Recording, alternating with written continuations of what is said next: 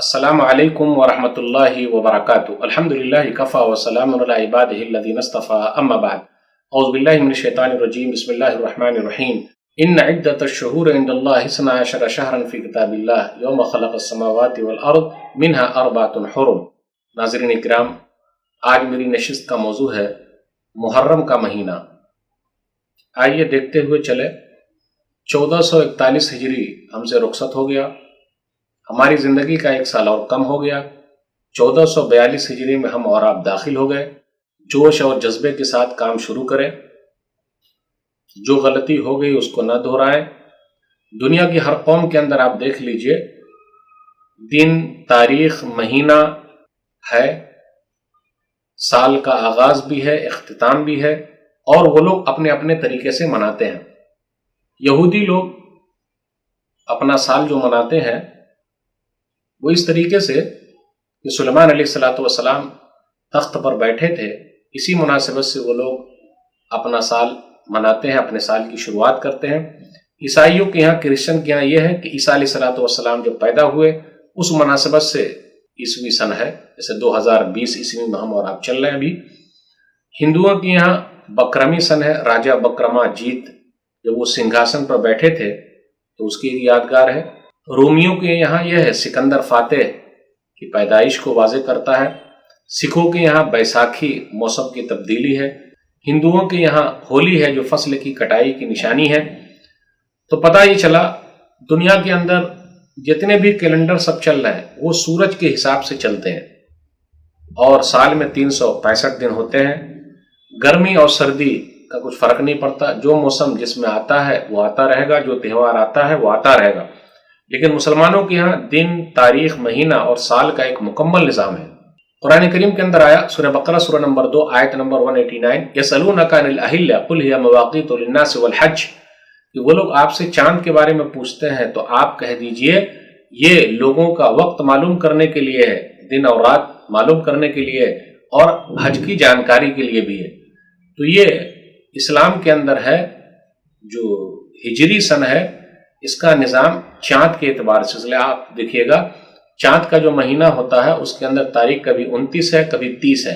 محرم، صفر، ربیع الاول، ربیع الاخر، جمادی الاولی، جمادی الاخر، رجب، شعبان، رمضان، شوال، ذوالقعدہ، ذوالحجہ، یہ عربی اسلامی کیلنڈر کے یہ 12 مہینے ہیں۔ اسی وقت سے ہے جس وقت سے اللہ تعالیٰ نے آسمان و زمین کو پیدا کیا ہے۔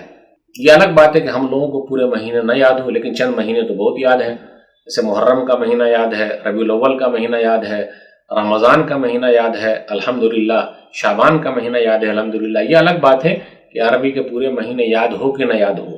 تو یہ چاند کے حساب سے جب مہینہ چلتا ہے تو اس میں یہ ہوتا ہے کہ موسم بدلتے رہتا ہے، تو گرمی اور سردی کا احساس ہوتا ہے، لوگوں کی تکلیف پتہ چلتا ہے۔ اس لیے رمضان کا مہینہ آپ دیکھیے گا کبھی گرمی میں ہے، کبھی سردی میں ہے، تو اس طرح سے کیا ہوگا، جب آدمی بھوکے رہیں گے، پریشان رہیں گے، تو لوگوں کے بارے میں پتہ چلے گا۔ جو آیت میں نے شروع میں پڑھی تھی، سورہ توبہ سورہ نمبر 9 آیت نمبر 36 کہ بے شک مہینوں کی گنتی اللہ تعالیٰ کے نزدیک لوح محفوظ میں 12 ہے۔ یہ اسی دن سے ہے جس دن سے اللہ تعالیٰ نے آسمان و زمین کو پیدا کیا تھا۔ ان میں 4 مہینے حرمت والے ہیں، 4 مہینے جو ہیں وہ معزز ہیں۔ ان 4 مہینوں میں نیکیاں زیادہ کرنی ہیں۔ کون کون سا مہینہ؟ رجب، ذوالقعدہ، ذوالحجہ اور محرم۔ یہ 4 مہینے حرمت والے ہیں، اس میں نیکیاں زیادہ سے زیادہ جمع کرنی ہیں۔ محرم کا مہینہ اللہ کا مہینہ ہے، اس کی بڑی فضیلت ہے، اس کا بڑا مقام ہے، بڑا مرتبہ ہے۔ ایک حدیث کے اندر آیا، صحیح مسلم کتاب الصیام حدیث نمبر 1163، ابو ہریرہ رضی اللہ تعالیٰ عنہ بیان فرماتے ہیں، نبی صلی اللہ علیہ وسلم نے فرمایا، افضل الصیام بعد رمضان شہر اللہ المحرم، کہ بہترین روزہ رمضان کے بعد وہ محرم کا روزہ ہے، اور محرم میں 2 روزے رکھنا ہے، 9ویں تاریخ کو اور 10ویں تاریخ کو۔ ماہ محرم جو ہے اسلامی کیلنڈر کا پہلا مہینہ ہے۔ اسلامی کیلنڈر کا استعمال کب سے ہوا، ایک اہم سوال ہے۔ حافظ ابن حجر رحمۃ اللہ علیہ اپنی کتاب فتح الباری کے اندر، جو صحیح بخاری کے سب سے بہترین شرح نقل کرتے ہیں، حدیث نمبر 3934 کے تحت کہ 17 ہجری میں جب عمر بن خطاب رضی اللہ تعالیٰ عنہ کا دور تھا، انہوں نے مشورہ کیا صحابہ کرام سے ابو موسیٰ اشعری رضی اللہ تعالیٰ عنہ نے ان کو خطوط لکھے کہ آپ کے پاس سے ہمارے پاس خطوط آتے ہیں لیکن کس تاریخ کو ہوتا ہے پتہ ہی نہیں چلتا۔ تو عمر رضی اللہ تعالیٰ عنہ نے ان لوگوں کو جمع کیا اور 17 ہجری میں اسلامی سن کی بنیاد رکھی گئی، اسلامی کیلنڈر کی بنیاد رکھی گئی ہے۔ اب سوال یہ پیدا ہوتا ہے کہ واقعہ ہجرت ہی اسلامی کیلنڈر کی بنیاد کیوں ہے؟ اس لیے ہے کہ واقعہ ہجرت جو ہے، ہجرت کا واقعہ کہ نبی صلی اللہ علیہ وسلم مکہ چھوڑ کر مدینہ گئے، اس سے یہ پتا چلا دین کے لیے آدمی ملک چھوڑ سکتا ہے لیکن ملک کے لیے دین کو چھوڑ نہیں سکتا۔ تو نبی صلی اللہ علیہ وسلم مکہ سے مدینہ گئے تو ایک اہم یادگار ہے، اس لیے اسلامی کیلنڈر کے اندر پیدائش نہیں ہے، وفات نہیں ہے، سنگھاسن نہیں ہے، بلکہ ہجرت کے واقعے کو بنیاد بنایا گیا ہے۔ تو حق اور باطل کے درمیان فرق کرنے والی چیز جو ہے وہ ہجرت ہے، اسی لیے اس کی بنیاد واقعہ ہجرت پر ہے۔ سوال یہ پیدا ہوتا ہے کہ نبی صلی اللہ علیہ وسلم تو ربیع الاول کے مہینے میں ہجرت کیے ہیں، تو ربیع الاول کے مہینے سے اسلامی کیلنڈر شروع ہونا چاہیے تھا، ربیع الاول سے کیوں نہیں، محرم ہی سے کیوں؟ اس کا جواب حافظ ابن حجر رحمۃ اللہ علیہ خود دیتے ہیں فتح الباری کے اندر، جو صحیح بخاری کی شرح ہے، حدیث نمبر 3934 کے تحت وہ کہتے ہیں کہ نبی صلی اللہ علیہ وسلم نے جو پلان بنایا تھا ہجرت کرنے کا تو محرم ہی میں بنا لیا تھا، اور ہجرت آپ نے ربیع الاول کے مہینے میں کی ہے۔ تو جب آپ نے پختہ ارادہ کر لیا کہ ہمیں ہجرت کر جانا ہے تو گویا کہ وہ مہینہ اہم تھا، اسی بنیاد پر محرم کے مہینے کو اسلامی کیلنڈر کا پہلا مہینہ کہا گیا ہے۔ محرم کی فضیلت میں سے یہ بھی ہے کہ ہم اور آپ نبی صلی اللہ علیہ وسلم کی ہجرت کو یاد کریں، کس طریقے سے نبی صلی اللہ علیہ وسلم اپنا گھر بار چھوڑ کے گئے ہیں، صحابہ کرام اپنا گھر بار چھوڑ کر گئے ہیں، مکہ کو چھوڑ کر گئے ہیں اور مدینہ پہنچے ہیں، کتنی تکلیفیں اٹھائی ہے۔ تو ان تکلیفوں کو یاد کرنے کا مہینہ ہے اور ان تکلیفوں سے سیکھنے کا مہینہ ہے، یاد رکھنے کا مہینہ ہے کہ کتنی محبت ہوتی ہے اپنے ملک سے، لیکن لوگ نکال دیتے ہیں۔ تو آدمی دین کے لیے اپنے ملک کو چھوڑ دیتا ہے، چلا جاتا ہے، نکل جاتا ہے۔ تو آئیے یاد کریں ہجرت کے واقعہ کو، حوصلے سے کام لینا ہے، ہمت سے کام لینی ہے، صبر سے کام لینا ہے، گھبرانے کی ضرورت نہیں ہے۔ محرم کے مہینے میں عاشورہ محرم یعنی محرم کی 10ویں تاریخ، اس کی بڑی فضیلت ہے۔ محرم کے 10ویں تاریخ کی بڑی فضیلت کیوں ہے؟ اس لیے ہے کہ موسیٰ علیہ الصلوۃ والسلام اور ان کی قوم کو اللہ تعالیٰ نے فرعون سے نجات دی تھی۔ محرم کی 10ویں تاریخ کو حسین رضی اللہ تعالیٰ عنہ شہید ہوئے۔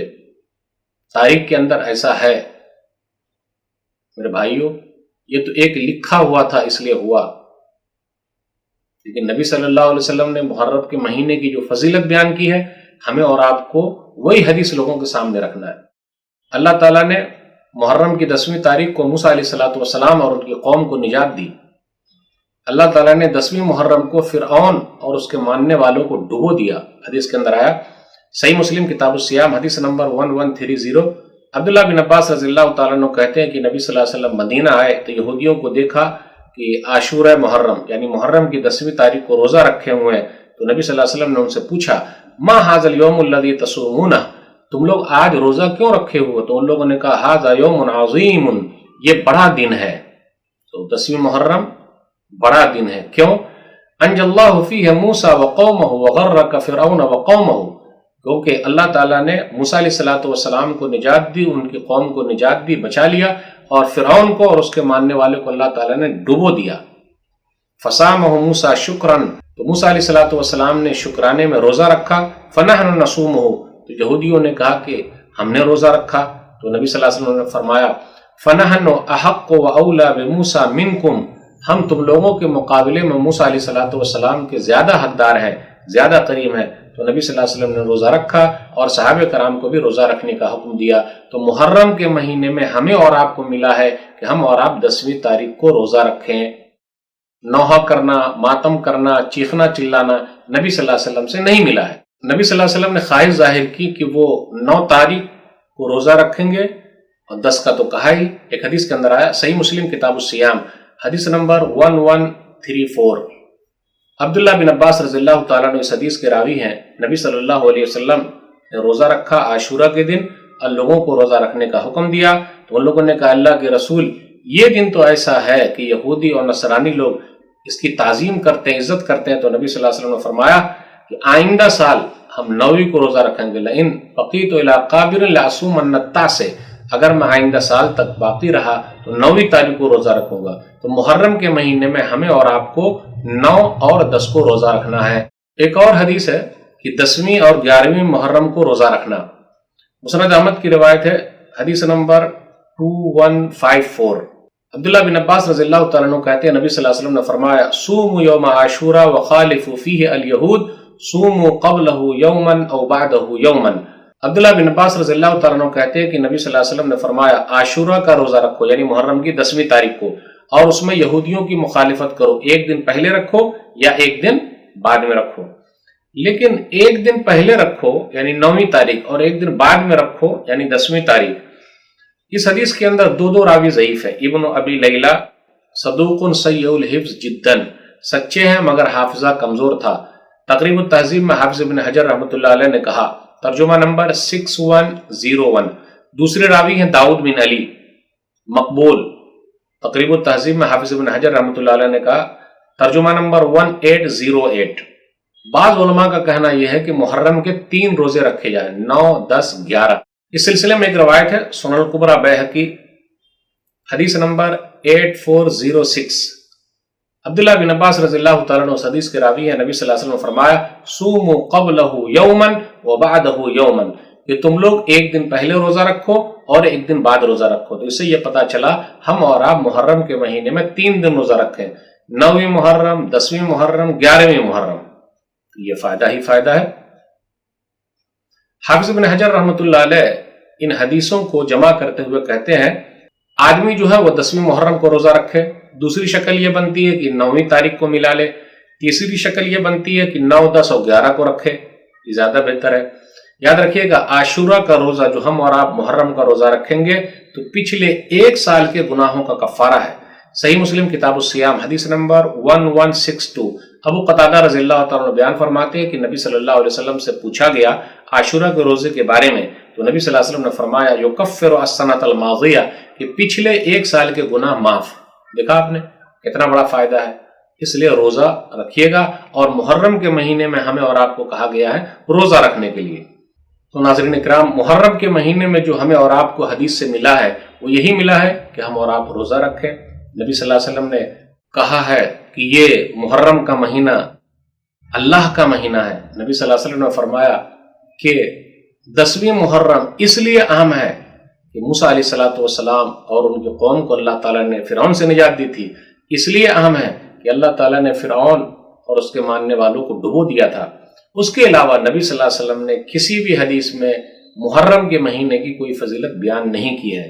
تو ہمیں اور آپ کو یہی ملا کہ ہم اور آپ 3 دن کا روزہ رکھیں، 9ویں، 10ویں، 11ویں محرم کو. اللہ سے دعا ہے کہ اللہ تعالی ہم لوگوں کو توفیق عطا فرمائے، روزہ رکھنے کی توفیق دے. اللہ بدعت و خرافات سے دور رکھے. آمین. والسلام علیکم ورحمۃ اللہ وبرکاتہ.